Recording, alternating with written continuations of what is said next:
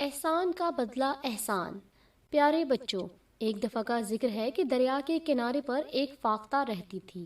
اس درخت کے نیچے ایک چونٹی بھی رہتی تھی۔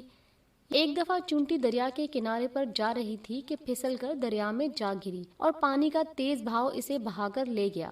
چونٹی نے باہر نکلنے کی ہر ممکن کوشش کی۔ وہ پانی میں غوطہ کھانے لگی۔ فاختہ یہ منظر دیکھ رہی تھی۔ اپنے ہمسائے کو اس طرح مصیبت میں گرفتار دیکھ کر اس نے درخت سے ایک پتا کاٹا، اپنی چونچ میں اسے رکھ کر اس جگہ پر پہنچ گئی اور اس نے پتا بالکل چونٹی کے سامنے رکھ دیا۔ تھوڑی سی کوشش کر کے چونٹی پتے پر سوار ہو گئی اور وہ پتا بہتے بہتے کنارے لگ گیا۔ یوں چونٹی باہر نکل آئی اور اس نے فاختہ کا شکریہ ادا کیا۔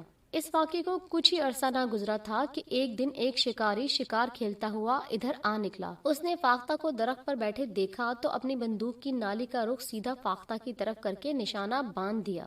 قریب ہی تھا کہ بے خبر فاختہ شکاری کے نشانے کا شکار ہو جاتی۔ اتفاق سے چونٹی بھی شکاری کے پاؤں کے قریب ہی کھڑی تھی اور یہ سب دیکھ رہی تھی۔ وہ تیزی سے آگے بڑھی اور شکاری کے پاؤں پر زور سے کاٹا۔ اس کا نشانہ فتح ہو گیا اور اس طرح فاختہ کی جان بچ گئی۔ تو پیارے بچوں، واقعی اگر کسی کے ساتھ نیکی کی جائے تو اس کا صلہ ضرور ملتا ہے۔